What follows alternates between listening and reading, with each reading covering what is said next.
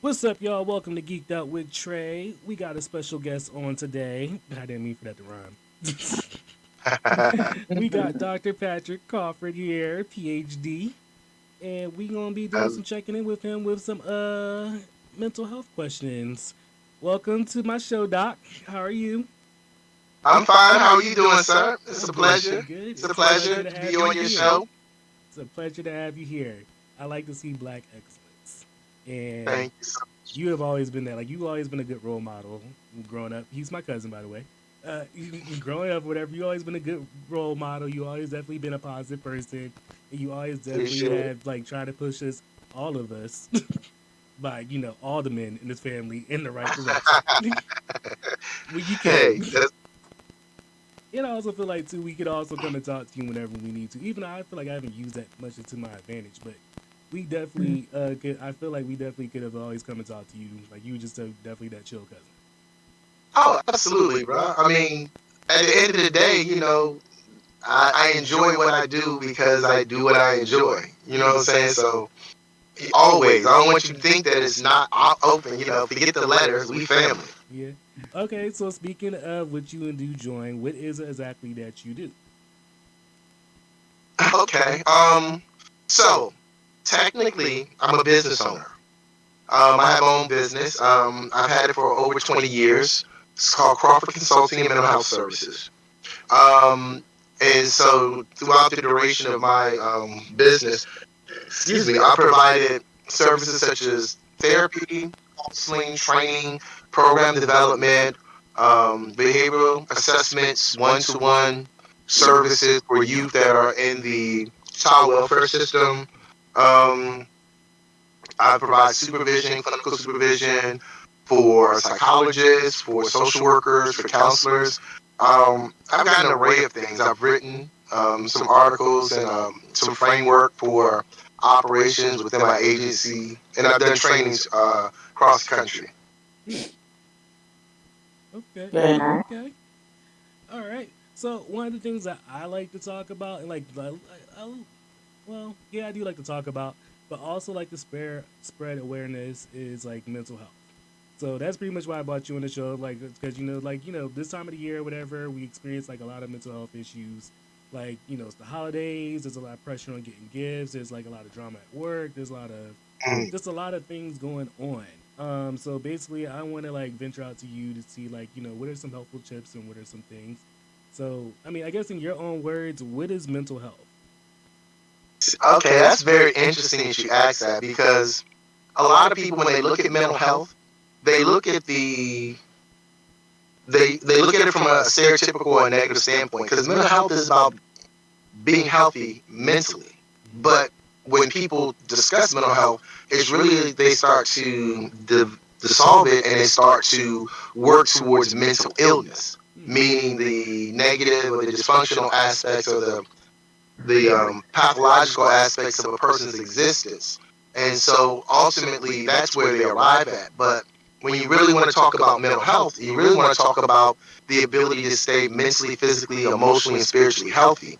And a lot of times, we don't do things that are healthy for us. We do things that make us feel good, Hmm. but we don't do things that are mentally healthy for us. I I have a definition I kind of use when it comes to mental health.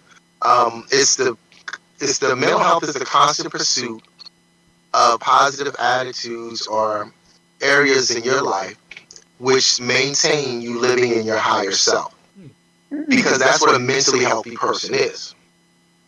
And when we speak about mental health, a lot of times, as I was saying earlier, we look at the stereotypical things, the negative things, the dysfunctional things, the maladaptive things that people identify, and we automatically say, oh, well, that negative stuff is mental health. No, it's you waking up every day, doing the things that bring a level of peace, a level of prosperity, mentally, physically, and spiritually. Whether it's walking, whether it's reading a book, whether it's engaging others, having social interactions, those are things that are mentally healthy. Reading, gaining knowledge, taking care of your body, taking care of your spirituality. That's what mental health should be discussed as. But unfortunately, when we talk about mental health, we talk about the deficits, we talk about the negative, we talk about the symptomologies, we talk about the negative behaviors. Well, then you're actually venturing away from mentally being mentally healthy, and you're starting to move towards being mentally ill Mm. or presenting with mental illness. Okay. All right. So, that's just my 20 plus years experience that I've come to realize, and even when I look at the marketing of it, um, because one of the things I think that for people to be true about healing and being whole, they have to acknowledge there are deficits. Mm. There are things that they can work on, and that may force you to work harder to be mentally healthy. But it starts with the premise of saying, um, I am who I am, but there's a better version of me that exists, and I want to actualize that. I want to become that, and that's perfectly fine. That means you're living a mentally healthy life because you're in the pursuit of being stable, functional. Not saying you're not going to experience emotional downs, as you were saying earlier about the holidays and about feelings of sadness, depression, Mm-hmm. neglect, isolation, experiences of physical, mental, or emotional abuse. You do feel those things, and it's not meant to do not recognize those things, but it's really about the ability to say, yes, this is something I need to work on, and I'm going to strategize and put it in a way that I can utilize this experience to become whole, not fragmented, and allow for myself to function in that, the totality of who I am. Okay. All right. I like it. I know. And I was like, he spit a whole bunch of knowledge at us right there. I was like, oh damn. Um, when do you know to prioritize your mental health? You see, that's a funny question, right? And the only reason I think it's funny is because when you think about something, just okay, with Trey, with you being on there, just think about something you like to do, right? Mm-hmm. You always plan it. You always plan to do something, that specific event, correct? Yeah. Okay, so then you have to prepare yourself for it. You have to schedule time for it to take place, and then after you do it and you've enjoyed it, do you go back and do it again the same day? Not the same day, but I'd eventually go back. You eventually go back, right? Well, the reason I bring it up is because the funny thing about prioritizing your mental health, it's not dichotomous. You are the foundation of your mental health, and so for me, it should be a priority based upon who you are to yourself. Mm-hmm. Meaning, you should be prioritizing your mental health from the time you wake up to the time you lay down. Hmm. Because if your mental health is a priority, then you're going to make choices and decisions that contribute to you being mentally healthy. Hmm. So I think it should be. I don't think it should be something you prioritize. It should just be who you are, and you're living. Now, I want to be very clear. This is not me saying you have to be perfect. Mm-hmm. This is not me saying that you're not going to make mistakes. I'm not saying that you're not going to experience lulls in your journey to being mentally healthy.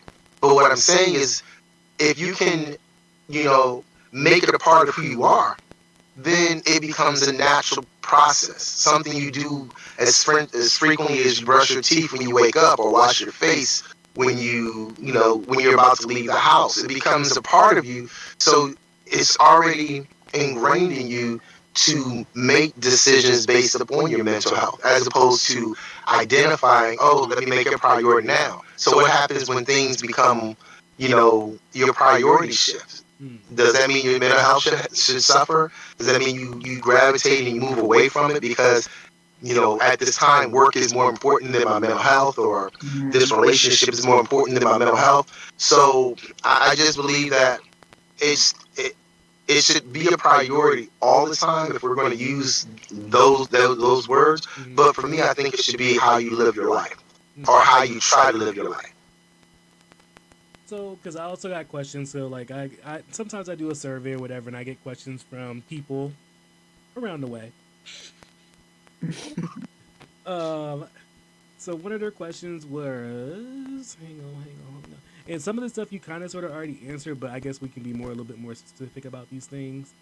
Um, Absolutely. what do you do if your support system does not help? Mm. I mean, I could speak a little bit about this because like I feel like I have a good support system. Especially like after coming from a work talks environment. There are some things like I just have to like you have to surround yourself with a little bit more positive. Well, for me, what I had to do was surround myself with a little bit more positivity. Surround yourself with the right people because like not all people are good people. Some people are just sometimes bitter in certain situations, and then sometimes you have people that always try to see the light, but it's not really about the light at the end of the tunnel sometimes. And then so I feel Yeah. like with my friend group, my support group, whatever, I have an equal balance. Like I always roll with people a little bit older than me. I also roll with people the same age as me as well too. They definitely have different opinions or whatever, but like I know that they're always in my corner in some way, shape, or Okay. form.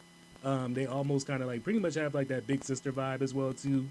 Like hey, like they're not afraid of calling me out on my shit and telling me when I'm wrong or telling me when I'm right. So with that being said or whatever, like I think I have a good friend groups because these people also supported me through a breakup as well too.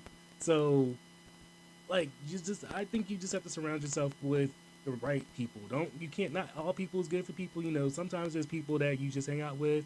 Sometimes there's people that are good friends with, and then sometimes there's just people like we're just coworkers. But I think like the people I have is like I consider them my family or whatever. So like I just chose to surround people that were like minded like me, or always Okay. have my best interests. I always tell And people like I definitely I I always concur. tell yeah I always tell people I only keep you around if I can learn something from Can I say something? I just to kind of piggyback on what you just said. If you don't have support, then those people aren't really there for you in the first place. So you should probably try to find more supportive people. And that's not always your blood relatives. It's just the way it is. you. Mm-hmm. And you also have to realize that you deserve better. Because I think some with me, my close friends, like basically most of my friends that I had 10 years ago are completely different friends that I have now. And it wasn't until recently I realized that the friends I used to always say, "Oh, most of my friends are bitches because I'm just like a good person and I can get along with people like that." Instead of thinking, no, maybe it's because you let them get away with being a bitch to you. I never look, you always try to shape things positively. And so once I figured that out, even a friend I had since I was like 8 years old and like grieving that relationship, but now I'm not realizing that I did outgrow that relationship and that was the right thing to do.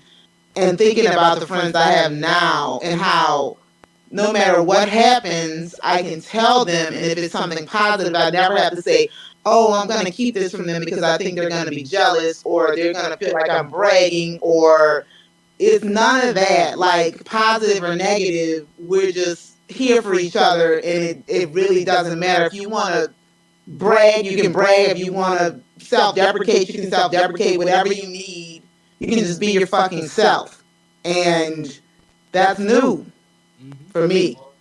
So let me I'm gonna tie this into the question that you asked, Trey. When you and I don't know what I want to call a cat, I'll say cat. When you and cat came to the realization of what you needed, were you around people or was it just you? I feel like I realized it once. It was like in retrospect. It wasn't something. I've been moving towards this because I care more about myself. But in retrospect, that's when I said, dang, I have some really good friends. Yeah. In Yes. my situation, it was more so like I was verbalizing because sometimes I stay quiet until like I don't have to no more. So Yes. they just been telling me all along what I need to do, and I for some reason was holding on things. Yeah, there was some other few financial setback and all those things like that or whatever. But you know what? It just came to one day, whatever. I was like, you know what? I got to make a difference because like it's getting to the point where I pull up into work and I want to go home, and like that's Yeah. never good. That's never a good thing or whatever. So they only been telling me, but like at the end of the day, I was by myself when I made the final decision. It was a quiet And moment. that's the key. Go ahead. I'm sorry. Go ahead. I'll No, it finish the was just a question, but quiet moment. I'm gonna follow it up. Yeah, it was just a quiet moment that I had by myself, and I just said when I made the decision of, you know what you need to do. You know it's time to go. It's time to move on. So like I was by myself when I made the final decision. And so let me explain to you the importance of the question I asked you, Trey and Kat, because I believe that both of you were getting there. Yes, there were external individuals that may have supported you to making that decision. There may have been situations, circumstances, or even incidents that made you mentally recognize that there were things that needed to evolve and change. But the thing that I wanted to point for you, especially with the question about if you don't have the surrounding environment, I believe that the first person that has to take recognition and acknowledgement of that, especially the awareness of it, is yourself. Mm, You see, a lot of times we start to build our relationships, even from being a toddler. We start to build our relationships and we start to define ourselves based upon the environment. mm-hmm, And so as we evolve and grow, that's what it is that we pay a lot more attention to. Um, if you guys will permit me to, I do a training called We Wear the Mask, Paul Laurence Dunbar. And so I take people through this process, and then I follow it up with my a humanistic approach I developed called the RAPS model. I'll get to the RAPS model secondly, but the first question I always ask people is this: are you so aware of who you think you are that you're unaware of who you truly are? mm. Look, I need to write that down. Please, I want you to. I think I'm aware who I truly am. Oh, I think I'm I aware think of No, that. that, no, no, like, you're supposed to answer or not. well, no, no, well, you can answer, Kat. I'm not going to cut you off, but I want to repeat the question so that as you are answering it, I'm hoping to unlock or introduce you to something else. Mm-hmm. The question is: are you so aware of who you think you are that you're unaware of who you really are? Mm. I don't think I feel like I can answer it more honestly now than I could have last year because before last year I didn't do therapy. I didn't. So many things had happened, and then I went to therapy, and then my whole perspective on life completely changed. Like 100% changed to where it's like, what the hell was I doing for 5 years? Like completely different person. And like my sister is my like litmus test for everything. And like when she's telling me I'm going too far or not far enough or saying things or whatever. So my sister's always like, well, I'll say something. And she's like, you can't just say that. Nothing's negative or positive. It just is and things like that.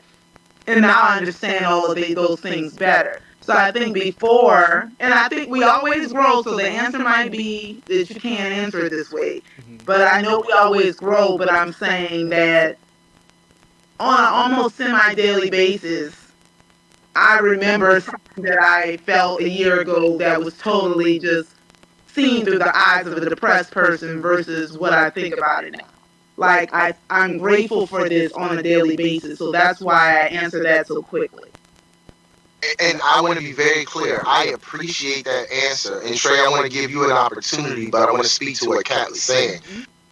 See, the reason I ask that question is because my belief when I do therapy, and especially for those that are seeking self actualization and a completely holistic approach to viewing themselves, is because that question to me is asked not just a year ago, but it's asked again this year.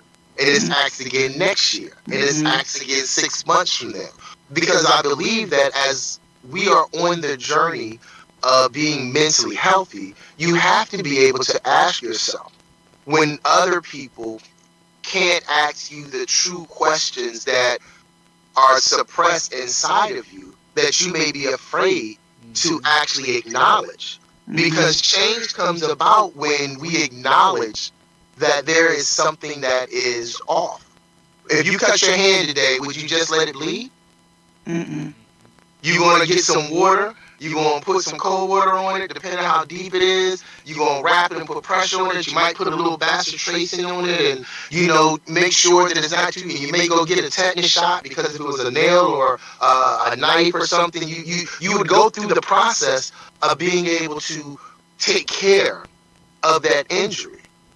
The injuries that we don't take care of, the injuries that we don't acknowledge, are the things that stay with us for an extended period of time.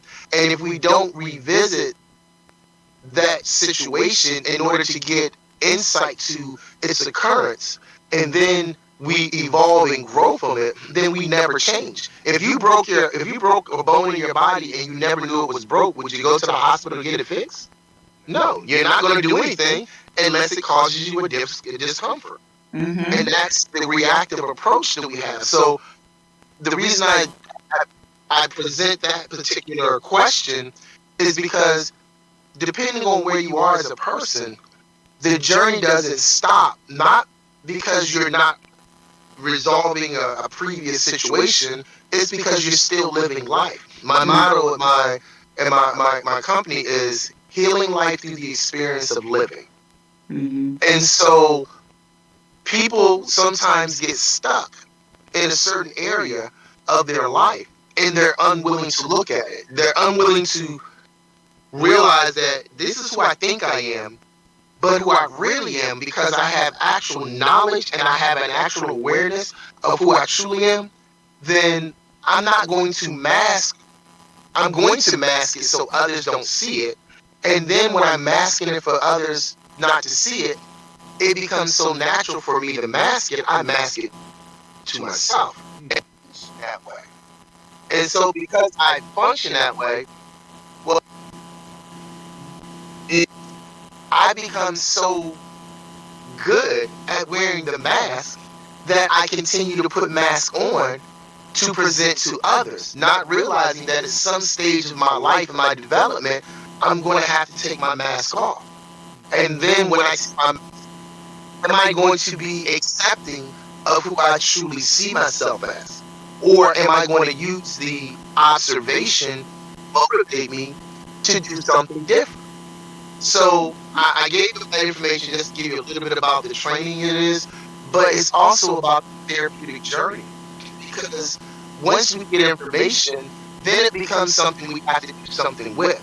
So with regards to the individual sent the question in, I would say start with getting to know who you are first. Get a understanding and a relationship with who you are, and then project to who you want to be.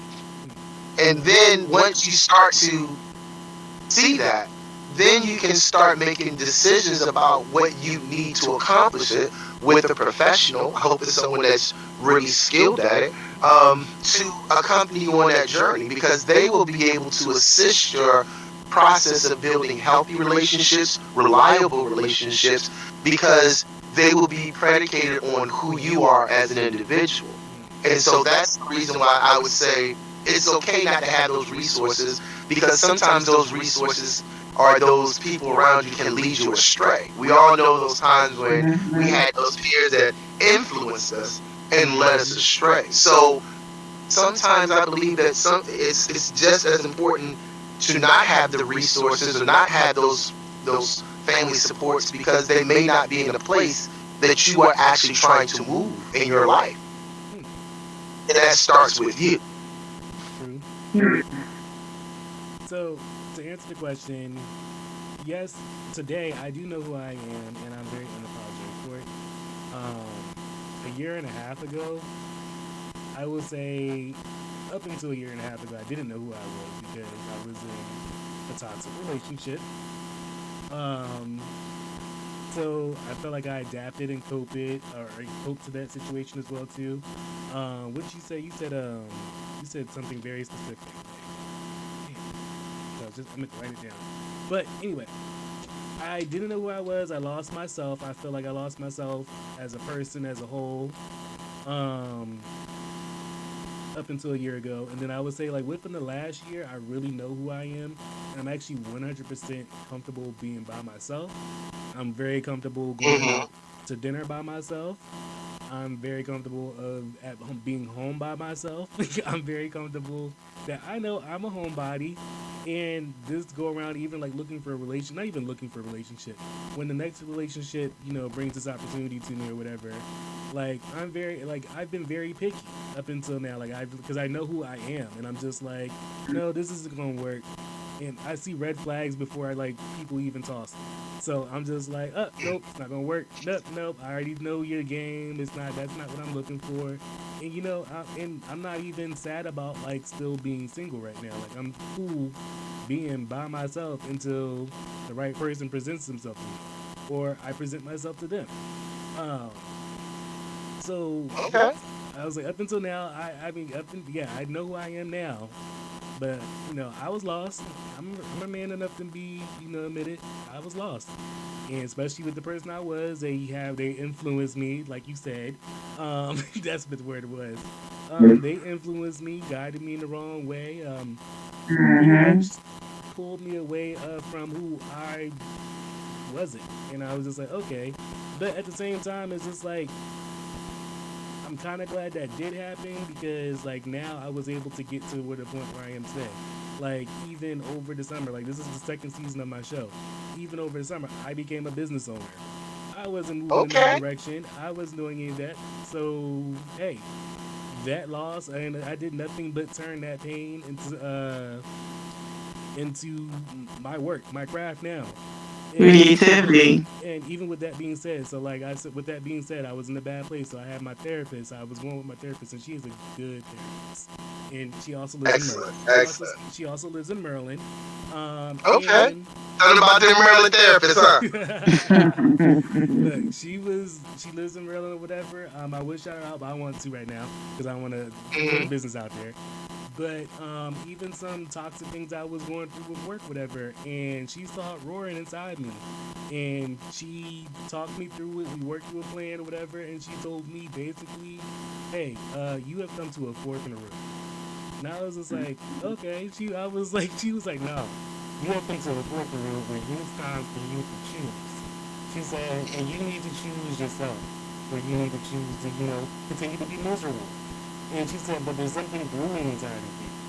And you need to like let that go in this time. And like people are about to see a change with inside you. Some people are going to agree with the change. Some people are not going to agree with the change. And at the end of the day, I made some decisions, and a lot of people did not agree with the changes I made. I was like, hey, look to your left, look to your right. Some people are going to be present in my life. Some job is going to be present in my life because most people know I'm like the man of many jobs or whatever. I was like, no. And then Mm-hmm. I also set a mental goal for myself too to also make sure that I'm home at a certain time across the board with any job I work at. So I was just like, I need some type of balance or whatever. So yes, and then like it's getting to a point too where, I don't know, like I'm 35, but like I very good about telling people, no, I'm not doing it. No, that's not what I'm Mhm. doing. Why didn't you pick up the phone? Because I didn't want to. Why didn't you? Yeah.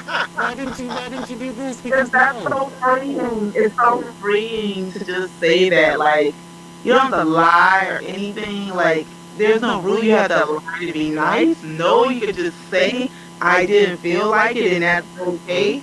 You Yes. could just answer a text 2 days later without saying, sorry, it took me so long to answer your text. You can just fucking answer it without an excuse. Wow. I was busy. I Oh, was that's doing something. crazy. But I hear what you're saying, like listening to my answer and listening to Trey's answer, that, and I think once I got to the end of what I was saying, I kind of saw where you were going with it. That is not answerable in that we're always evolving. Yes. So I had to hear it hopefully we twice. will be different in 5 years and be freer in 5 years or 2 years. That would be amazing because I feel great right now. So for it to be even better, that's just something to look forward to know yourself better, to be okay with yourself, and learn more about yourself.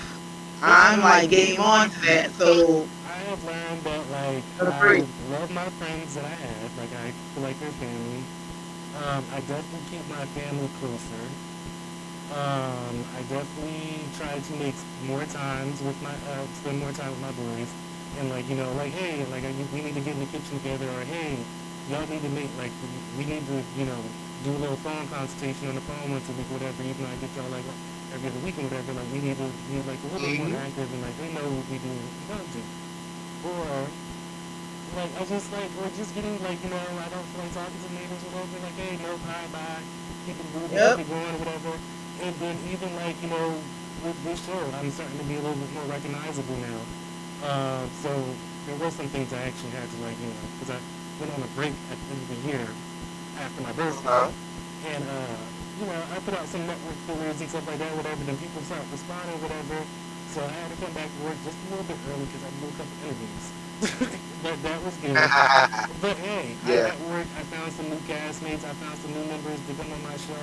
I put more time into my work, and then again I put more time into what I like to do. And I came up with new topics, new ideas, and revamped the show. So hey, that also worked out in my favor. Sometimes you have to get to a dark place to get to the light. Yeah. Well, yeah. Sometimes you do. Absolutely. But just to go back to another point that you brought up earlier, one of the things that you were saying is that the recognition or the prioritizing, where should you prioritize your mental health? Well, once you get on that journey, as you and Kat have shared, it starts to make sense. You start to release some things that you may have held on to, and some things that may have been boxed in or keep you kind of compartmentalized. But once you start to make your mental health a part of who you are, then there's no reason for you to compartmentalize because it's all of you. Right. Now, Right. compartmentalization is a very good skill to have when things are when things are overwhelming. I believe in compartmentalization, but the same way I look at compartmentalization is the same way I look at the mask that we sometimes wear. It's necessary, but if you're unaware that it's a mask, then you assume the identity of that covering. And once you start to assume the identity of that covering, then you're no longer your most authentic self. You are now the perception of that mask that you have presented to other people. And now that's how you tend to operate. You are now tending to operate out of that mask, and you're doing it for others as opposed to you doing it for yourself. So that's the reason why I think that when we prioritize our mental health and we start to recognize that there is a group around us that may not be as supportive, we also have to take into account, okay, well, what am I looking for? What is keeping me compartmentalized or boxed into this specific space that I don't feel as comfortable in, that is toxic to me? Because that means that there's some internal revelation, some internal insight that must be drawn out. Because, as I said earlier, we don't go to the doctor for a broken bone that we don't feel is broken. We go there when the pain becomes so unbearable that we want to do something about it. Well, we live with the traumas of our lives, or the circumstances, depending on your word choice, that have become a part of our lives, and it keeps us boxed in. And we operate out of that box, which means that we are no longer allowed to explore and venture out of the confines of that pain or that hurt or that trauma that exists for us. And so, because it becomes so normalized, I call it normalized, you know, I call it normalized dysfunction. Mm-hmm. Because we tend to normalize our dysfunction because of where we are, and we may be not want to be vulnerable enough to explore It's that crazy. normalized dysfunction. I think that's cool too. I mean, that's true too. We normalize dysfunction, whatever.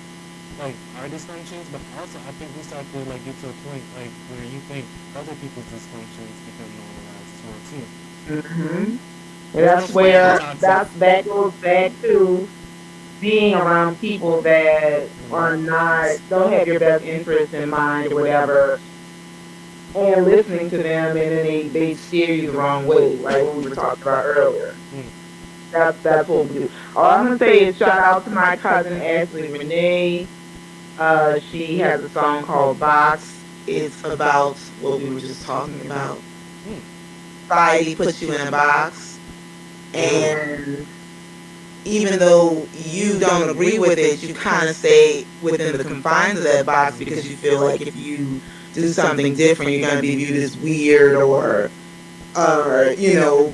be just lose friends or any of the things that we think when we're going to do something against the grain. And there is no box. Do right. you do And what that's the like fuck you want to do? yeah, and that's like And also being yourself, people are gonna come to you because you're being yourself. You're living your truth. You're not held down by the lies and the perception that you're putting on anymore. It's you're free, and right. it's freeness is beautiful to be around. It's not vindictive. It's not sneaky. It's not any of that because it's just a positive way of being, and people like being around that. So even if you lose people, you'll gain people that might be better. Yeah, and another thing too, like we use the word compartmentalize or whatever. I also associate that word with like labels or whatever.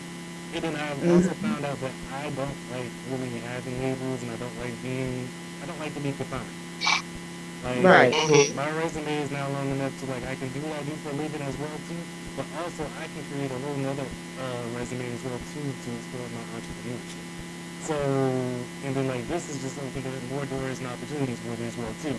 So like I've learned like I don't like to be put in a box. And like with growth comes maturity, I guess sometimes, or wiseness or something. And those are things that I'm Mhm. learning as like even like in a relationship, whatever. Like who says a man has to do this for the same sex relationship or the opposite sex relationship, whatever? Like no, like we can just be equalized, and we don't have to like I guess celebrate normal traditions. I guess you could call it. But And you can make the rules for your relationship. and you can You make can the rules decide for that you yours don't and have to not do what and everybody tells you should do yeah, I was because gonna they say made it up. It's all made up. yeah. Oh yeah. Nobody's had that relationship before. Well, I believe that the process for us to, when we know who we know who we are. The only thing I will say is each and every day we are contributing new knowledge to ourselves, whether it be externally stimulated by the people we interact with, our toxic jobs or hopefully not toxic jobs, the relationships, and they do reveal something to us. And so part of the challenge, I believe, is our ability to recognize that if we're on the process and in the process of evolving to who we say we want to be, then you are allowed to take that journey based upon the new information, the new data that has developed for you as you are learning to live life. So I think that it's a reciprocal process that starts with self, but continues to give of self as well as receive of others. Hmm. All right, so I'm gonna move on to the You next know, question real quick. Um, please. let's see. Hmm. Can you prevent mental health? I thought we already covered that, but I'll let you. I mean, I guess that's to be a little bit more specific. Can you prevent mental health?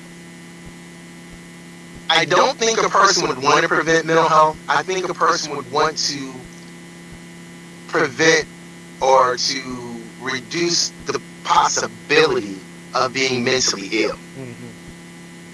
I believe that the appropriate course of action should to always try to live to be mentally healthy. The challenge is that, as I said earlier, sometimes we try to converse mental health and mental illness and make them one and the same. So we should try to prevent men from becoming mentally ill based upon our process of healing.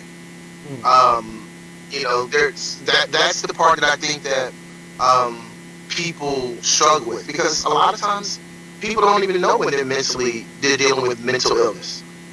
A lot of people will mask their true selves. They will be afraid of being vulnerable with themselves and even being authentic. So in the course of doing that, they suppress the symptomologies of mental illness, and they mask it by doing things that they enjoy. But I saw you got a question. Well, this is gonna be for a different show that I have a different idea with. As pretty much what you just said about like how we suppress and all those things like that. I feel like that's a lot of issues in like I'm gonna have a group of men on one time so we can have a grown man conversation. I feel like today's men don't. Some people don't have people to talk to. They don't have a brother to talk to. They don't have a brother or cousin or somebody close to them. I was listening to a podcast, and there's just some men that don't even know about proper grooming. Or there's just some men that don't know like, oh, I don't know how to talk to you about my feelings. I don't know how to communicate my feelings. Which that also relates to like, hey, I'm in a relationship with this girl or this guy or boy, whatever you're in a relationship with, partner, and I don't know how to communicate to them because I was never shown when I was younger. But like I said, that's a topic for the show. But that's also what my dissertation was on. Okay. Was on black men, and the underutilization of mental health. So yeah, that was my dissertation, because not only did I see it, I experienced it because of the limited number of individuals that were open to or willing to go to therapy. Right. I don't know why. Go ahead. Or like people just don't know, like they don't have somebody that they can talk to. Like me, you know this as well. I was very close to my dad. So absolutely, I feel like I could go and talk to my dad about anything, whether it was sex, drugs, money, rock and roll, music. I felt like I could just kind of, that's the same type of relationship I try to keep open with my kids. I know they get embarrassed sometimes, whatever, but like, hey, these are open conversations, and not ever. I've noticed as growing up, whatever, I've come to realize that not a lot of people have that same relationship that I've had growing up, like the good father figure, or that good uncle, or the guy next door, or whatever, or good grandfather, or something like that. So yeah, absolutely, yeah. Like another therapist. My bad. No, it's all good. It's all good. This is what we need, and this is what the people want. All right. So my last question I got here: how do you decompress from a stressful day or a stressful event? Oh, can I add on to that question? And do you have there? Okay. So to answer your question, yes, I have been in therapy. I really felt as though it was vital for me to not only understand that process, but to make sure that I was on the journey to being the person that I wanted to be. So I believe it was important for me to really be able to do some deep, diving into my psyche. That's actually what I even got into the field for. Is because I wanted to understand not only what I did, but I needed to understand why I did it. What was the contributing factor? And through all of the experiences that occurred within my family. So it was a lot of things. And so it became part of my process. I'm not perfect. I'm not there yet. Still make plenty of mistakes. But I'm enlightened. I'm aware.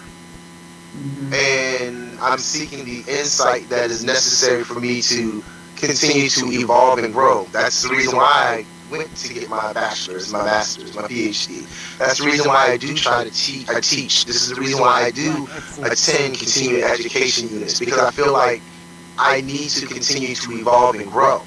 But to answer your question, Trey, the things that I do, and this is and it's crazy, right? And I'm hoping when you ever do a show on relationships, I hope you invite me back because I really would like to speak on this. So But wait a minute. for me, Hold on. I've done 2 relationship shows. My first relationship show was a flop. My second one was ooh, actually better. We do actually have a couple relationship shows coming up as well too. So I would definitely love to have you on for those things. But go ahead. I would love to be a part of it. Thank you. But so for me, things that I do are I do I have a scale, a sheet in my mind that I utilize. So if I'm having a really bad day and I don't have the energy to do anything but just get through that day, Mm-hmm. I sleep. If I'm tired, I go to sleep. Because I feel like it's very important for you to know the capacity in which you can operate at. Meaning, if I'm already exhausted and I'm trying to seek peace without resolving the exhaustion or the toxicity that was embedded or injected into me by others, I'm not going to be able to seek it because I don't have the energy to go through the process. So I'm going to say that at times that will be what I'm doing. If I'm feeling fatigued and I'm overwhelmed and I can go to sleep, I'll go to sleep. Mm-hmm. Now, if I'm in the place and I have the capacity to actually delve into what needs to be done for me, my things are I may listen to music. And I have a cadre of songs, meaning that I have certain songs when I'm feeling sad, lonely, depressed. You know, I got that right there. Then I may have those when I'm frustrated, angry, and anxious. So I got a group of songs for them.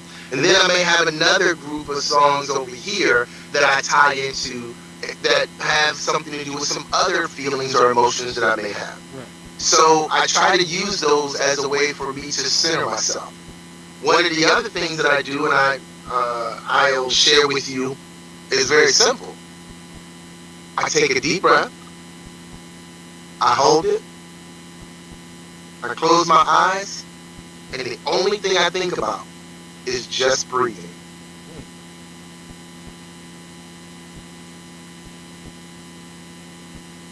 I take a deep breath, I hold it, I get it out of my chest, force it down into my diaphragm. So my stomach looks like it's really bloated. And I hold it. And then I think about breathing, and I exhale through my nose slowly.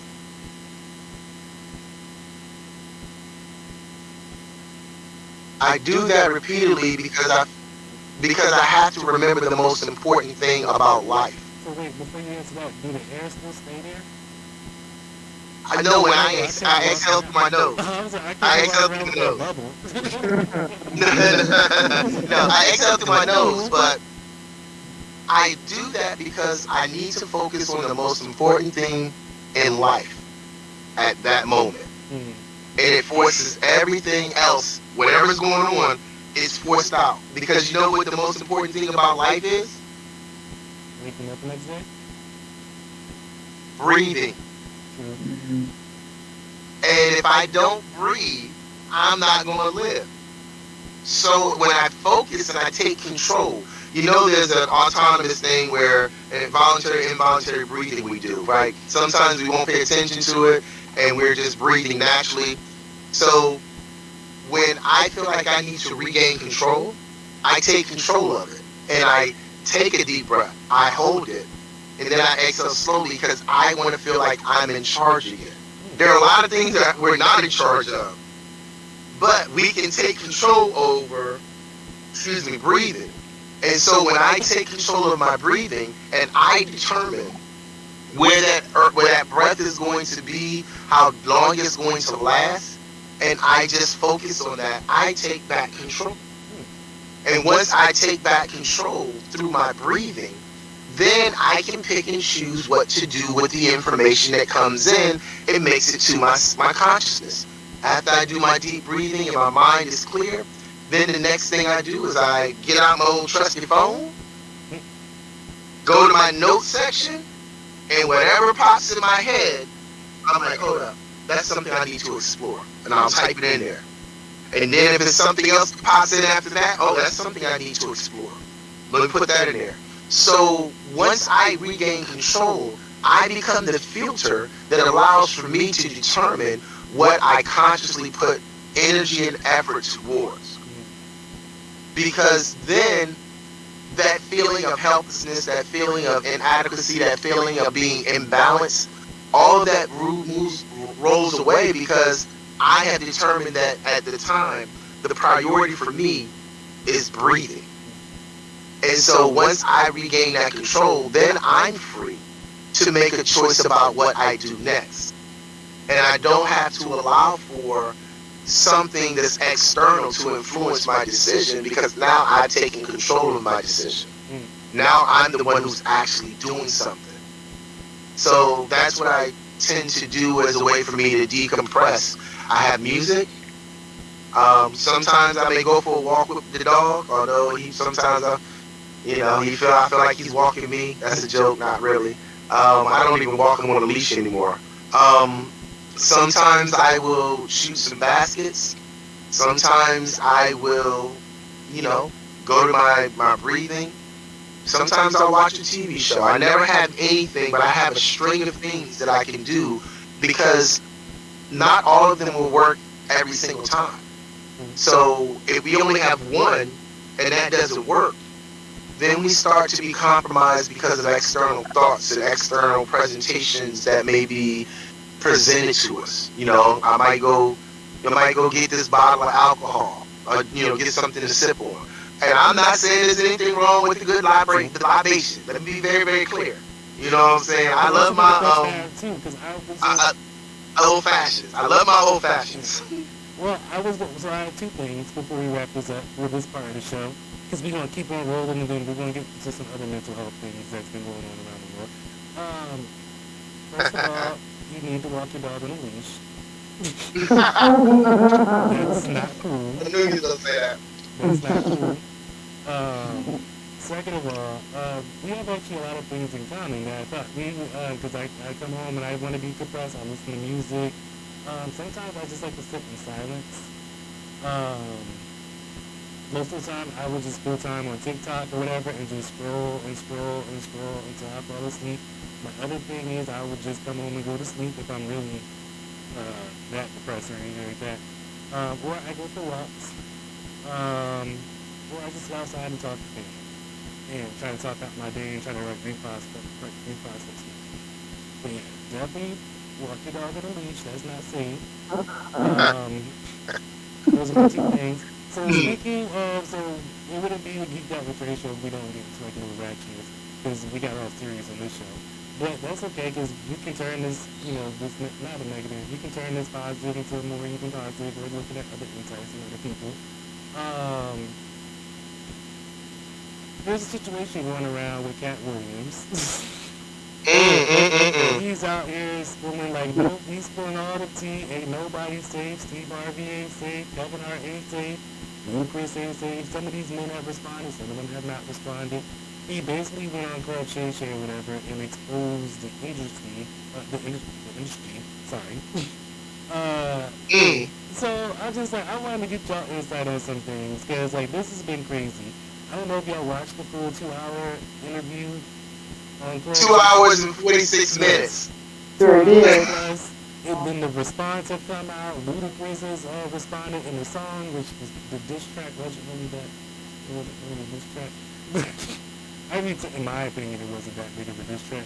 My thing is too, also, why should we believe Cat Williams? I mean, I'm not saying that I'm not believing or anything like that. I'm just saying but all his things, he seems to have these receipts as well too, and he's proven things and people shut him up. He told a joke. So, he went on a little battle situation with Steve Harvey, whatever, and Steve Harvey actually has not done any stand-up since then. He also put in his contract that he wants Ricky Smiley in the dress in any movie that we do together. In the movie that they did together, Ricky Smiley was in the dress. I would say too, Ice Cube hasn't really spoken. I mean, I think he's spoken out a little bit about this situation, but he hasn't said like it has not happened as well too. And you know, I've seen every Ice Cube movie. Um, it's just a lot of things. Nobody said Kevin Hart, Faison Love, Ricky Smiley, some other people, Cedric the Entertainer. There was like 9 people, Kanye West and Kim. It was just like, ugh. What is y'all insight on this whole situation? He went at him. He definitely went at him. But I don't know. I'll say this because Ice Cube did respond. I saw his response, and let me be very, very clear. I try not to gravitate to other people's truths because their truth is their truth, and I'm not going to spend time trying to substantiate it or not. But at the same time, he made some points that I recognize and understand for myself. But when I look at some of the responses, even if it was by Kevin Hart previously or by others, I could see their point as well. What I will say is that from what I will say is that I believe that Cat was injured by some of the things that were shared. I believe that he felt that he needed to present his truth. And I say his truth, not disregarding it, because truth of the matter is, I ain't seen no contract to say that Ricky Smiley had to get up and address, nor do I care. Because it's not to, yeah, you know what I'm saying? But if he said it, then and that's what happened, then it happened. I mean, he says he has receipts. Okay. But at the end of the day, I think that the only reason I remember this being said, if you throw a rock across the fence, the only dog that's going to bark is the one that got hit. Now, does that mean that they were throwing a rock at him? Maybe. Maybe not. I don't know, because I heard there was some other interviews that at Club Shay Shay that he did, and I think one of them was with Ricky Smiley and some other individuals. But I guess the point for me is, once the truth is out there, then it becomes something where it's new information. I believe he was hurt. I believe that he wanted to present his side and allow people to make they come to their conclusion. But at the end of the day, like I said, he said that they got his net worth at $2 million. Well, I saw him flying on, a private plane. He was flying on a private plane, and he done already told Kevin Hart he was like $1.5 million to battle him, and I was like, oh, okay. So I don't know. I just feel like at this particular time, it's a topic, but there's so much more out there to me that is more valuable than their stories. But I think it all started from the Taraji P. Henson situation, and I believe really tied into that. But honestly, that even goes back to the Monique situation that she brought up. And then this all ties into the whole Oprah situation, and this all ties into the whole P. Diddy situation. Which ties it.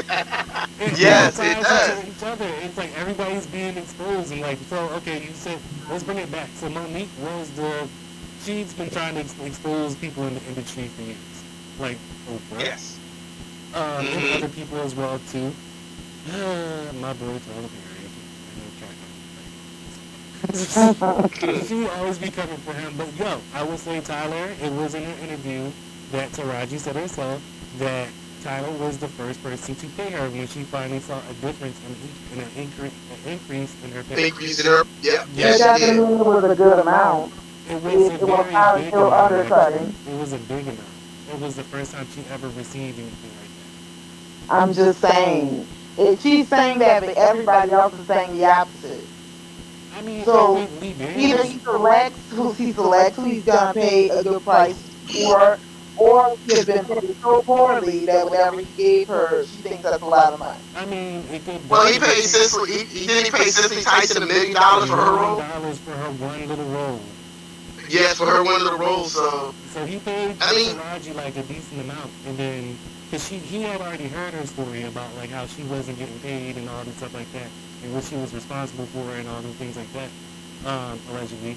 But he paid her like a good amount or something like that. And like he said, he also paid Cissy Tyson as well too, and some other well actors as well too. Like he has a lot of, I think he's with his network that he has, like, because I think he's like part owner of BET and all that stuff like that or whatever. So BT Plus, I think it yeah, is. BET Plus. So like he's brought Mm-hmm. on, he's turned on a lot of actresses and actors. He's also, I mean, who's China and McQueen and all them, whatever. Like that's how we know of them. A Mm-hmm. lot of like Tasha Smith. I mean, even though Tasha Smith, she's been like in this industry for years and stuff like that. But Her and her sister. yeah, This yeah, is crazy, right? yeah, the twins. Mm-hmm. But like I feel like he's put a lot of actors and actresses on whatever. I think I don't know. I mean, I haven't heard of him lowballing anybody, but I did hear about the Lee Daniels situation where, like, she was supposed to get a With spinoff. Monique. Huh? With Monique. No, Lee Daniels with the Taraji. I mean, well, there's another situation too. But Lee Daniels with Taraji P. Henson on Empire. So this is where Mm. she got blackballed. This is where she got lowballed because like she went to Empire. That was my favorite show. I have like the poster in here and everything.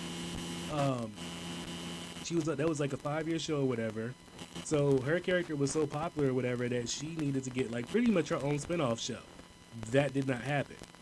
She didn't get a spinoff show. Yes. She didn't get no endorsements, none of those things, or none of that stuff. And she damn near was the show, even though Terrence Howard was on the show as well too. But she was on the Mm-hmm. show, whatever, and she was pretty much the show. Lucius, like people came in, Yes. they turned in for Cookie Lion, and she should have got her show, and she did not get that. And then that's when she decided to fire everybody. Yes. Yes. I heard about that. That was I mean, and crazy. then if you want to go back to like Monique or whatever, Monique did Precious, and she was like, I did all my work or whatever, but I'm not going to do shit for free. Like I'm not going to tour, and like you want me to go out like pay out my own money? No, I'm not doing that. So Monique's been saying this for years. I think there is a little bit of a difference because basically Taraji and Monique are basically saying the same thing. I think they just took different approaches. I feel like because Yeah. Monique is from Baltimore, so I feel like her. I mean, well, Taraji from DC. So Yeah. I Monique, was gonna say yeah. I mean, but we all Mm. know Baltimore and DC. Those are two different places.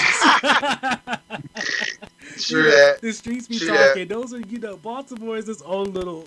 Maybe Monique didn't come out. I mean, I'm from Philly or whatever, so I can't be really. But anyway, I think there was a difference. I mean, they're both saying the same exact thing. I feel like maybe Taraji had more of a subtle approach. I think too. Like I knew in my perspective, this is all alleged. I think she knew she was going on this tour to promote this movie, and she was like, you know what? I'm gonna play nice the first couple interviews, and then I'm gonna hit you with something a little soft. Mm. I'm gonna get my raise. I'm gonna get my money from you, Yeah. Oprah. That's what the rich what that was. I feel like I'm gonna get my money from your ass. Either you gonna give it to me voluntarily, or I'm just gonna have them streets talking. Embarrassment, right? Yep. Your I don't embarrassment. think they did it differently. I think Monique just did it first, and now we're getting used to people. They just had the writers strike and everything, so we're getting used to hearing actors and everyone expose their industry. Like that's just the age Yeah, we're in, and exposing everybody. that hurt. I mean, I'm so glad the writer strike is over, whatever, because I'm tired. I was getting tired of watching the same shit over and over. I'm just like, why the hell do we keep watching the Right. same thing? And then I didn't really know there was a writer strike going on or whatever, because everything was canceled. Now everything is coming back on TV. Now I'm just like, thank Yeah. God, because I was getting Gotta tired of watch. watching. You just gotta watch old shows. That's all I did and That's watch all reruns and you shit. do. I already watch old shit on I my know own not time. even reruns. There are plenty of shows that are great that you ain't seen. That's Where you're true. like, I'm gonna watch what's that show with your boy? Oh my god. It's on Netflix. Which I'm one? not gonna remember. Well, But some show on Netflix that everybody talks about, still haven't seen it. Like there's so many shows that everyone talks about that I still haven't seen it. I mean, that's By the true, but way, at Doc, the end I of the think you day, would like Yellow Jacket since you're into psychology and stuff on Showtime. It's amazing. And they really get psychologically into the brains of these people going through this traumatic situation. So if you haven't seen it, I think you should check it out. And if you have seen it, I would like to discuss. mm, okay. Mm. But like I said, like when we come home at the end of the day and we decompress what we talked about earlier, I already know myself. I just want to put on something '90s or something funny. Uh-huh. Mhm. So I already know. So I was watching reruns like Parker's Monique. That can reminisce too. It's just so much to look at. Hmm. I hate when I'm like watching a show and it's new, so like Yellow Jackets, Mm. so I finish season 2, but then a writer's strike, they probably not gonna put the next season on for like 6 to 8 months, and then I'm gonna forget everything that happened in the first 2 seasons, and then I ain't gonna watch it. Like I haven't watched The Boys. The Boys was my freaking show, I didn't like but that, because it took so much time, especially when that stomach I started just never talking. got back into it. Stranger Things, same thing. Ugh. Uh, what's Yeah, that there's been show? quite a few. Yeah. The Boys I could have There get to, but definitely when been that quite a James few. Gill started talking, that shit freaked me out. Ew, y'all know I got a thing with Oh. I got a thing with Holmes. I do not like I Big love Bird. that freaking show. I heard it kind of went downhill either way, so I'm not like in a rush. Like Game of Thrones, like Mm. I stopped watching it because there was too much time between seasons. But then it's like I want to go back to it, but people sit on the last season so fucking hard that I'm like, should I put all this time and watch this all 5, 7 seasons? But to get back into like the color purple and things like that, I would say one thing. Fantasia, I don't know what she got going on, but she is doing the damn thing with like this Oh yeah, fashion, she looks this beautiful. setup She for looks her. absolutely gorgeous. Yo, this is Yes. Fantasia lost everything like twice, I think, and she is definitely Did doing. is she divorced or out of a relationship or something? No, she's in a relationship. She's married. Yeah, I A thought she new was. marriage? Yeah, like she's married. No, I Like thought. Oh, her husband, No. her husband accompanied her to one of those things. Where I think he got her the dog. Cause all right, so for Color Purple, Fantasia was practicing. This was in the interview. Fantasia was practicing whatever, like her acting skills. So at the end of the shooting, whatever, she would tell everybody, "I gotta go walk my dog." And there's this like, oh mm, damn, she always gotta go walk her dog. Like, why she can never go out? Like Taraji, like, why can't you go out? Like, you always gotta go walk this damn dog. Fantasia ain't never have no dog. She was just like, nope, I she was didn't. working. She's But she ended up getting one, she which got is one on crazy. She Christmas. ended up going to get one. She got one on Christmas. Now she has a damn dog or whatever. And also Taraji Yes. P Henson played a prank joke on her. Wait. Why did she say she was going to walk her dog that she didn't have? Because she was practicing her acting skills on people to make sure to see if they Oh, were that's cute. believable. Yeah, Which they got believable. that was So funny. Taraji set her up on a prank show where she was just like, I need you to come sing happy birthday for such and such or whatever. So when they got Fantasia to come sing happy birthday, whatever, and she starts singing as the curtains are opening, whatever, then she like stops and she looks around. So Taraji P. Henson had all these dogs. Just like a whole bunch of puppies just sitting there lined up or whatever. And she was just like, what the hell? She's like, you got me out Are here you singing happy. serious? Yeah, this is funny. It was on TikTok. Taraji was like, this is because you kept lying about your damn dog. So she got her. So that shit Oh was pretty wow, funny. I did not know that. I did not hear that. Also, I don't know how I feel about. I mean, I definitely need to go see the Color Purple because I'm invested in the Color Purple because I've seen the original one. Um, but it's more of a musical, so I'm kind of curious to see how that's gonna be. I'm kind of curious to see Haley Bailey to see if you can see like a little baby bump because she definitely She's had her baby. pregnant? Huh? She's pregnant? Haley Bailey? Yeah, she been hiding it this whole time or whatever. They've been checking Who her out. went? Who you saying? Haley Bailey. Which one is Haley Bailey? So you know who Chloe Bailey is? Do, Yes. her sister. Oh yeah. The younger. Oh yeah, that's right. They was on Grownish. Little Yeah, So Mermaid. Grownish. yes. Okay. Yeah, Got you. yeah. Yeah. Who, She's Okay. who Yes. I baby? remember. Who baby is it? it's her boyfriend DDG or whatever his name is. The Um, one who talked shit about her when he was mad? yeah, that one actually, unfortunately. Oh, fuck, But man. she's been pregnant for a while, and I do believe she was pregnant doing Color Purple as well too. Because Sierra is also pregnant doing Color Purple, I think. Or a little bit Mm. pregnant, or about to be pregnant, or something like that. But anyway, she finally had her baby at the end of 2023. Um, So and then like because they're making a whole big deal about Little Mermaid being pregnant. I think we talked about this last season, but anyway, they was making a whole big deal No, I about. would have remembered this. Oh well, they were making a whole big deal about Little Mermaid being pregnant because now she has to go out and promote this movie, and she's pregnant, and she's not fitting the stereotypical type, I guess you wanted to call it.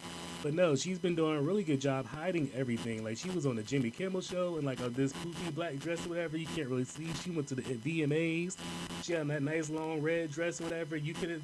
It was like, damn, just tell us that you're pregnant. Like just, and she's been quiet this whole time. She's been trying to be confronted. Was it the Krishan and Blueface, whatever? The girl Krishan or whatever was saying that she almost like accidentally outed her, I think. But yeah, and then all of a sudden like Chloe's had to stop working around this time or around that time of the year. Just like no, she went to go be an auntie. But yeah, no. So there's been a lot of things going on with exposing things. So she finally came across and she posted on her Instagram that she had a baby. Wait, Haley Bailey had a baby? Mm-hmm. Go look up her Oh Instagram. my She's sitting there holding little hands, and she was like, "We had a little bundle of joy or something like that." But yeah, your girl had a baby. Little Mermaid had a. I don't know what a mermaid is. Well, she had it. God. Oh man. Yeah. But yeah. I So was like, okay. yeah. So all this stuff, like I said, this is all exposing Oprah. Oprah was smart enough to take her comments down the other day because people was gonna come for that ass when they was like, and then I guess she had to clear up because now her and Taraji P Henson had a little sit down interview and all that stuff Oh my like that. I goodness. guess to keep Oh, the peace. really? Yep, I guess to keep the peace. So is the year 2024 about revealing Exposing. past secrets? They Oh, I hope exposing your so. I past. hope so. Yo, I'm just saying, a The lot of people gonna truth, be the truth is exposed. a beautiful thing. P We Diddy's being all are here for exposed it. for all his But, situations but and my question, allegations. but my question is this: Is the what's the word you just used, Trey? Exposed. Exposure. Yeah. So is the exposure meant for a detrimental or a negative, or is it supposed to be about a releasing so that you can move on? And the reason I ask that question is with the foundation of where we are with regard to our mental health as Black Americans in the United States, are we feeding into that negativity and promoting that negativity because it's supposed to produce growth? And if it's about growth, then shouldn't it be the shouldn't it be about learning and evolving from that new information? And I'm not saying that's not what the intent is, but the negative press and the competition about what's right and what's wrong. I'm a businessman, and so as a businessman, Trey, you're a business person. So as a worker or someone who works for yourself, you want to make as much money as possible. Mm-hmm. So the persons that may not work as hard as you, they want to get paid just as much as you want to, but you have the creativity, the idea. So Right. if it's supposed to be about a revelation about bringing it into alignment, then I believe that the information is exposed should be about improving the conditions. It should be about the improvement of how we interact and treat each other, even within the business. And so that's the reason why I asked that question: is the exposure about inflicting pain, or is the exposure about inducing healing? I would say, on my point, or from my perspective, I would say I think it is a little bit about healing. I just think, I mean, yes, it could go in a different, it could have been, presented in a better way. Maybe, I didn't need to say all this on a podcast show. Maybe we could have talked in private. Maybe instead of like, blast everybody, whatever. But I think to some certain extent, I think some people are not being held accountable, and some people are just done being silenced. Like, I think, and this is like, I believe in like everybody has a different way of expressing themselves. Not everybody is accepting, like, I don't, Maybe you go outside and yell. Maybe you go outside and scream in the car. Maybe you go outside and punch the grass. Maybe you just like to go hit on people. I don't think all those are all good things. But like I'm a fan of people expressing themselves, but sometimes it's just the right way of doing things versus a negative way of doing things.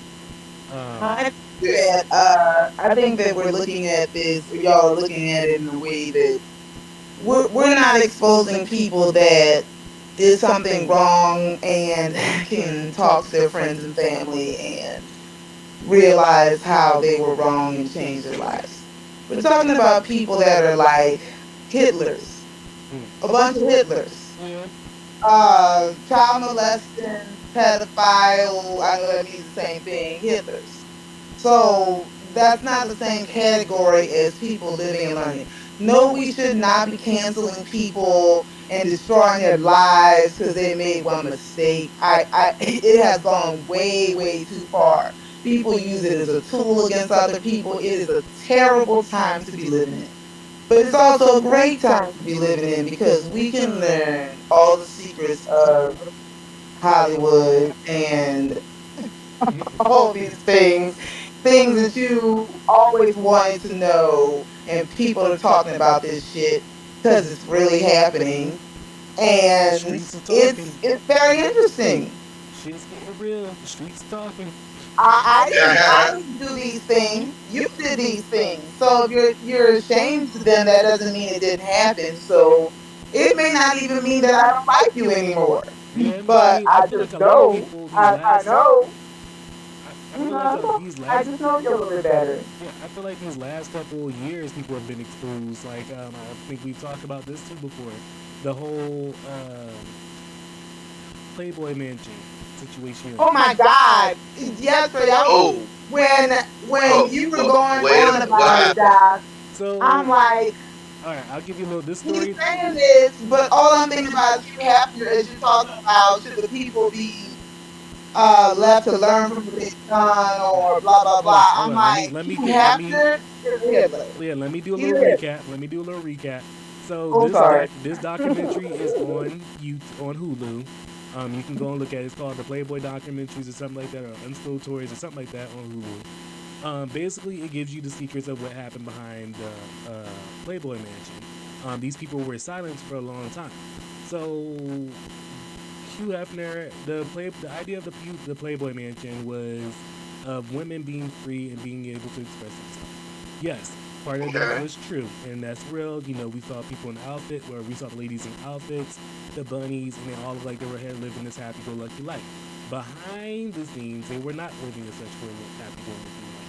They were being drugged, they were being raped, they were being held against their own will, against their and some of them were in captivity. Some of them need to be hospitalized, but did not go to hospital at all. Were Like, murdered. yeah, murder. They were So sex slaves. They were trafficked. yeah, so all these Are things. So you serious? yeah, Oh, so you were wow. not supposed to, like, if you got yourself in a situation, you did not call 911. You call security, and security will handle the situation. Um, such of those Really? things, yeah. So such of those things, they have members, and ooh, this is about to hurt your soul if you haven't seen this. So some of these members are, like Bill Cosby. He's they show footages of him there or whatever, back in the day. Um, he was not innocent, and that started the whole Me Too moment, which I think we're Really? exposing people. Other people, and this is a big one because this one made me sit. I was laying down watching this one. This one made me sit up. Um, Other people were attendee of the Playboy Mansion as well too, such as like Don Cornelius, you know, from Soul Train. Yes. Uh huh. So this nigga, you know what? Not He sorry just at all. missed it. He just missed it because he just passed away before this documentary came out. Because his ass was gonna be sitting right by But he he was getting it. I saw something about him before he died. It was mounting. He was feeling the heat. But go ahead. yeah, he was right before he died just in time. But he took he would be come to the Playboy Mansion, whatever, and back in the day they pop a little play loop. He would like overly drug girls or whatever. He took two girls back to his house. These Wait, two. wait, Trey, wait, you're not giving enough detail. First of all, sorry, Trey, we need to acknowledge that, we're getting all, and I am not defending Bill Cosby. I was But we get defending. all into so Bill Cosby drugged hundreds of women, blah, blah, blah, not realizing that they always doing that shit. So that's why he acted so surprised and he's like, what? I'm not a bad Yeah. person. I was like, what? He's not a bad person. Because they all fucking do it. Right. So that's what's good about, bringing all these, exposing all this to the light, that we're seeing how the world really fucking works. Yeah. And with R. Kelly and all of them people Mm-hmm. dating and marrying 15-year-olds, they all were doing that. So R. Kelly crying like, what the fuck did I do? Because all his friends are doing the same shit. Well, wait. Let me get back to the So big name dropper though. Which, okay, go all ahead. right. So Don Cornelius, he took these two girls Wait, back wait, to. wait, wait. No, no, no. I was getting back to that. I'm sorry, Trey. So Don Cornelius would go up there and there were these two twins. I need to tell a little bit more than you because you're not really showing him the horrors of Well, being a woman. I'm sorry. well, another thing too is I want him to Okay? also go watch the documentary as well too, because it's some other And names. no, I'll try to make it quick. So basically, these two girls are like 18-year-olds. Imagine how it was to be 18. I don't care if they are dressed like bunnies. Imagine. So anyway, Don Cornelius, who was very, very famous because of Soul Train, Mm-hmm. comes up to these girls at the Playboy Mansion to say, "Oh, I have an industry party at my house. It'll be like scouts there, model scouts, and acting scouts, and all these things. Come to my house, come to the party. You can mingle with all these people." They're trying to become famous. So what do? They go to Don Cornelius' house. Mm-hmm. They get there, ain't nobody else fucking there. Go ahead, Trey. Not a soul there. So basically, he gets there into the and he brings these two women, these two young ladies, back to his house, whatever. He separates them. He locks them in different parts of the house. So basically, he kept them there. They were raped. They was also sodomized as well too. Um, sodomized is With foreign. objects, Yeah, it's foreign object sticking. like bound and tied up inside of my objects for days. Yeah. Wow. So Okay. yeah, so he brought these two girls back or whatever. So I think one girl was like able to call. She was able to get to a phone or whatever to call back to the. Yeah, I think she had to escape. He did not let them go. No, I no, no. think I didn't she say had let to her go. escape. I said she was I think. able. She was Yeah, able to yeah. get to a phone because, like I told you, you do not call 911. You call security, and if you can't call security, whatever, you call the head. What's up, madam? Is what they Hmm. call the lady of Oh the. wow. Yeah, you call her. No, I think you're supposed to call her first, and then if you can't contact her, you gotta call security. Yeah, that's So what they contacted her. they contacted her or whatever. She told the boys the situation, whatever. They went on over there. They got them back, both of the girls, brought them back to the mansion, not the hospital, the mansion, and basically like nursed these girls back to health. And yeah, it was kind of that And was just the. sent them home, never to be heard from again. Yep. And it was just like, and then and guess who popped up a week later at the fucking Playboy Mansion? A week later, after all this shit went down, Don Cornelius came back like nothing. He said he Yeah, presented himself. these people are Hitler, Yep, like and nothing ever happened. so Wow. the monsters of the world getting exposed. Yep. And I think it's great because we're learning more how the world works. I don't know, it's just learning how the world really works instead of being so fucking naive about everything. And like, oh, this person would never do that. We don't know these fucking people. We don't know Intelligent none of speak. these people. You don't know But what they can do, what they have done. You don't fucking know them. but Kat, is it fair to say that that's the totality of of society or as people? Because I know Trey and I know that he doesn't do that. I'm I not just saying met that's you the and I don't think totality that of. I just met you and I don't think that you do that. And I want to be clear. I'm not saying your perception or your opinion of what's going on is invalid. I guess what I'm saying, especially when I look at it from a perspective of me wanting to be the better version of myself, I am saying for me, it's yeah. there was a whole like I said, I'm a businessman, so I want to make I want to make money. And as you just said, these people were mixing in with crowds that normalized this particular behavior. Remember, we talked about normalized dysfunction. Well, that happens both internally and externally. And in this situation, it was normalized dysfunction. So if everybody is doing it, why am I the only one getting in trouble? Well, let's take a step back. You probably should have been doing some of the things you were doing. So if you didn't have a working knowledge of it, then I think that that's something that's different. But there's a working knowledge of you, and this is once again, I was not there, don't know, didn't see the video. But if you're 27 or 30, there's no reason for you to be engaging in a sexually intimate relationship with was a girl 14 or 13? I don't even know how old it was. Wait, I'm who talking about, talking about? I'm talking about the R. Kelly situation. Well, that was Oh, And 13, even 13, 14. I mean, it was all ages. and, All and ages. even and then when I look at the situation with with Diddy and was it Dwayne Martin and this Will Smith, whatever they said that they did with anybody, you know, if and I don't know why, because if they were doing it and you were signing a I mean, there's some stuff out there. I don't know how true it is, but in order for you to be, working for these people, you had to sacrifice your morals, your values, your ethical code in order to subscribe to it. That brings us right back to the point of why Kat said that there are just certain things that he would not do. And that's the choice that he made. And there are other choices that others made.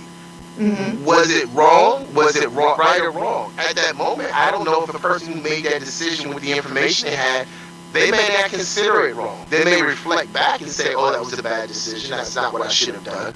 But some of the things that, that were actually occurring, and I'm only talking about these adults. I don't know, I'm not talking about the children. And once again, I don't know I don't have receipts to say whether one way is true or the other. But at the same time, Kat, this is a question for you. Would you be willing to do some of the things that some of these people did? Trey, would you be willing to do some of these things?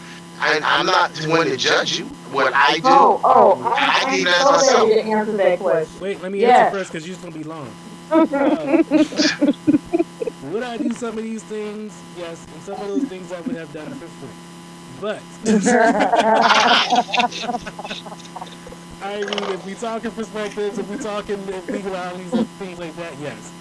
Um, yeah, there's definitely, and then like there's some things I probably would have sacrificed, but at the same time, I mean, like maybe if you'd have caught me in my 20s, or whatever, but definitely in my 30s, it's just some things I'm not willing to do, and, like love up and give up and let go. But there are some of those things that like I probably would have done. I'm not gonna lie, I'm not gonna sit up here and be untruthful. And there are some of those things I would have done for free. So I mean, if they just would have caught me, I mean, hey, Listen, it's all in your I'm approach. saying on both sides. We're talking about getting to know ourselves and just being truthful with who we are and what we are. I I could probably be sadistic towards someone if I wanted to. I could see me doing. I mean, if it's gonna change my life, I can't just sit here and say I wouldn't tell a big lie or I don't know about killing nobody or nothing like that, but manipulate someone into doing something or lie to them or whatever. I'm not saying I wouldn't do those things. And on the other side, I won't say that I've never been manipulated by someone else to make really, really, really, really bad decisions. So I know what that feels like too. So when I watch all of these people being exposed, I'm not judging them. I'm not saying, oh, this person is a piece of shit now. Because I understand they're that way for a reason. They made all of those decisions for a reason. They probably mostly thought they were doing the right thing. And it just, when you put it all together, it was wrong. I get all of that. So I'm not judging them. I'm just here for the shits.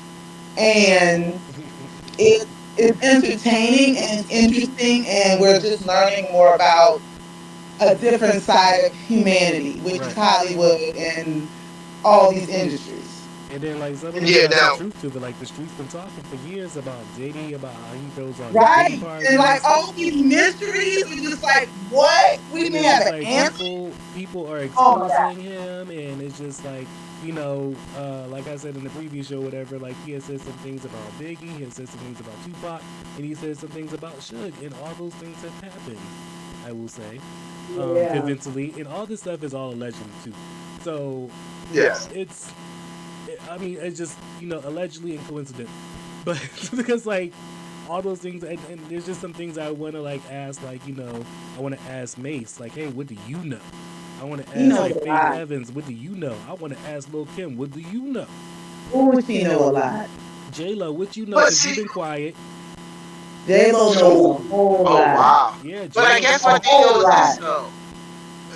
And once again, it goes back to a point. If with the revelation or the revealing of this information, is it cathartic? Is it healing? Is it moving you to a place of saying that I need to be a better version? Now, accountability, that's not Yeah. for me, that's for whatever it is that's out there.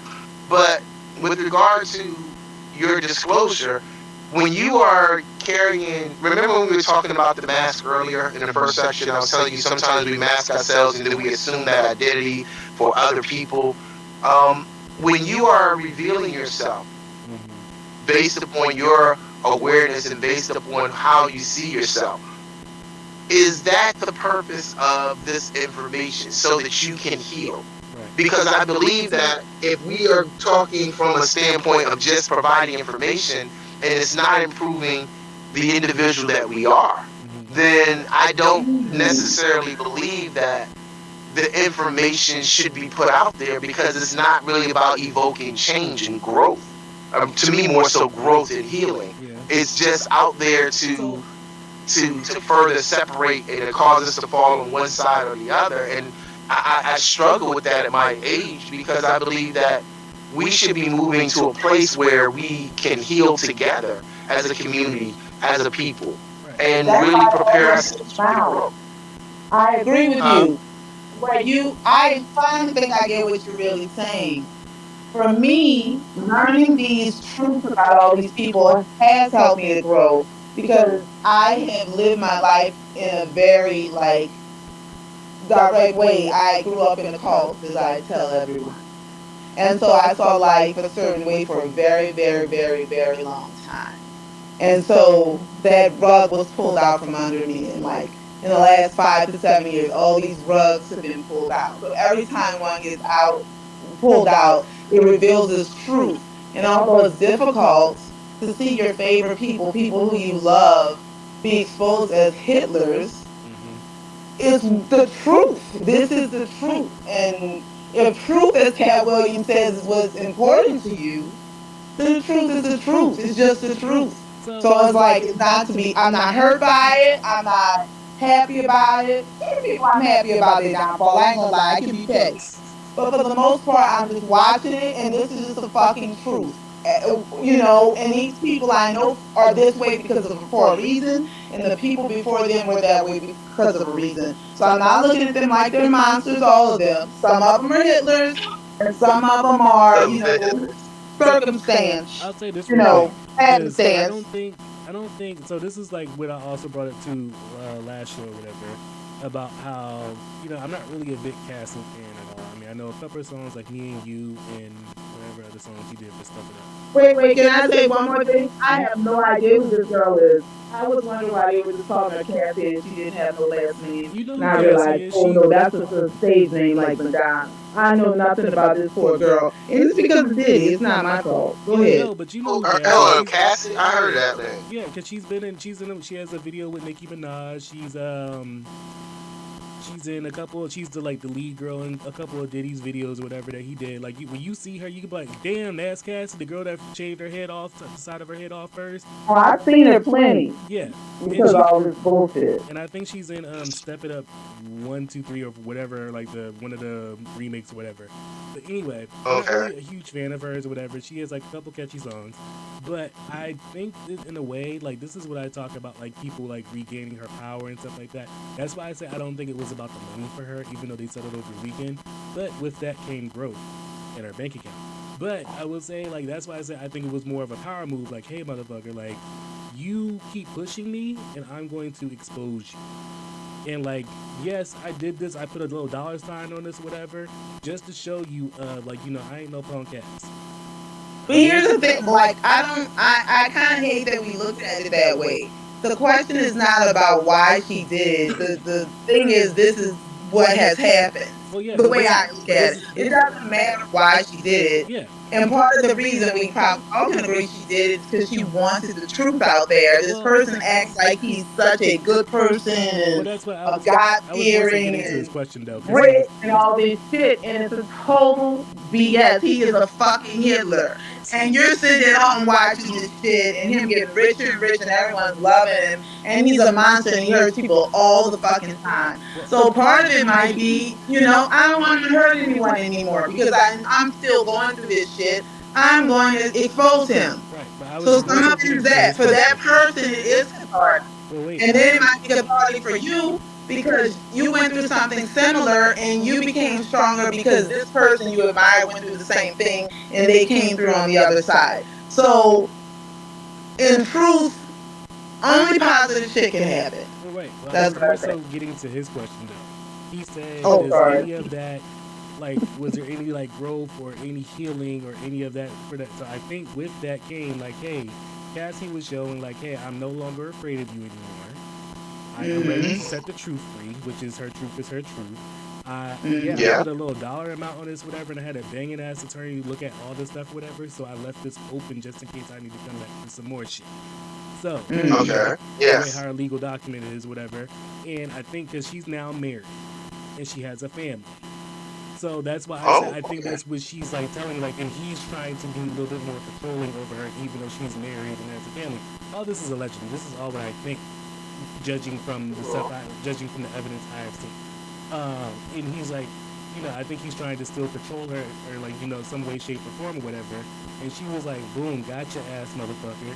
You keep telling me this, I'm going to tell people what you like me to do.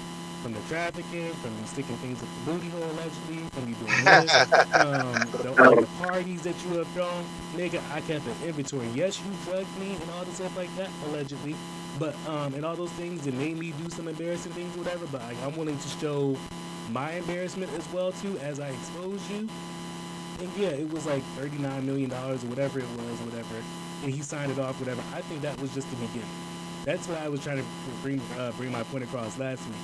I think that was just the beginning. I don't. That's why I said I don't really think it was about the money. I think it was more about the like, hey, like I'm regaining my power, and that's where I'm. And that's why I fall in Cassie's corner. Like I'm not really a Cassie fan, like I said, but hey, for this, I can respect that she's showing him that she is no longer afraid of him. And yes, oh, so you settle that fast, whatever, and I still left this open, and I can still come for you later on. And because with me coming for you, and with her being the start, whatever, other people are now coming forward on you. Usher has been saying shit like here and there, or whatever. They've been saying things about Justin Bieber.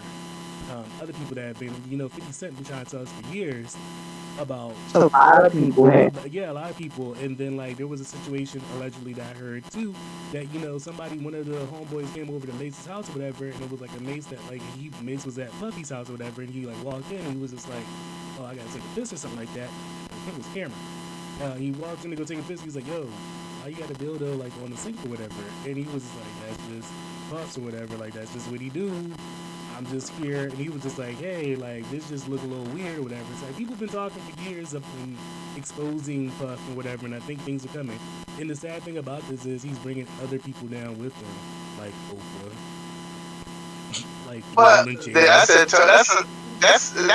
but see, like that's crazy because like I never knew the interactions between Puffy and TD Jakes. I didn't even know there was even I mean, allegedly they a say relationship of it. they say T.D. Jakes is the power bottom. And Wow. to each his own. I'm not kink shaming or anything like that. That's his, No. that's his if that's his thing, that's his thing or whatever. But like he's bringing down people that we've looked up to like as a child, like Bishop T.D. Jason. Like I can never picture him like in a sexual setting at all or a party or anything like that. I'm just like, oh. And now you got TD Jakes up here, and then like now Cat Williams is saying, like, I didn't like sleep with all these men or suck penis or get penis or anything like that or whatever. And there's nothing wrong with get penis because I play for both sides of the team. But anyway, I'm just saying, all these men that we looked up to all these years or whatever has just been living a little secret life, and now they're being But they're exposed. but aren't their proclivities theirs though? Their choices and their decisions. No, no, And no, no. You want to know why not? Because you put on this mask of being this super masculine, homophobic Yeah. person, or in the case of people like Tyler Perry, you parody black women and make us look like fucking nuts and have this colorist view of the world where dark people are devils and light skinned people are better. And you do all these things and act like you're so religious. So all these aunties, like 50 and 60-year-old aunties love Tyler Perry because he's such a good boy and he's religious and he's all about God and these white evangelists love him for the same reason. So When also in the same. reality, he is fucking gay allegedly. I mean, And well, allegedly, you're no, not but telling e- the truth of who you but are. even oh, y'all done messed up my but you done messed up my spot for Get BET people Plus. like you're going to hell so in a You done way messed up because my spot. I you reached out got to to them. be. Oh, I'm sorry. No, Sorry. I but reached. Kat, I guess my thing is this, right? Well, once again, when I listen to, I love to listen to people's stories, right? And when I listen to, Tyler Perry's purpose for doing the things that he does, I mean, you can tell, and I want to be very, I don't think it's just black women. I think he does that because it's what is attention grabbing within our culture. And to me, that speaks to the underlying issues that the challenges that we as a black community really struggle with. The ability for us to not galvanize ourselves and go to the Medias, not because we don't want to support Tyler Perry and his vision, but how much power should we give to entertainers? Because you got to realize they have to do a lot and sacrifice a lot to entertain us, but that's the lifestyle that they projected. That's not the lifestyle that we live. That's And true. so Beyonce had to if sacrifice a lot for us. huh? I said What would you say? Beyonce had to sacrifice a lot for us to give us the Renaissance tour. I'm just saying that was the hardest working woman of the year. All I'm saying is, you are a gay man allegedly, but you pretend to be a straight man because your base is Christian women 30 to 60 years old. So that's your base. So just for money, that's it. You're pretending to be straight and religious. All that I can't say allegedly. whether or not he believes in God or not or whatever. But you're not, allegedly not straight or whatever. And But so so isn't he married or doesn't he have a child or He isn't never he got married. dating someone as well? apparently something about there was a He child, does have a but child. I don't know. People think that that's bullshit.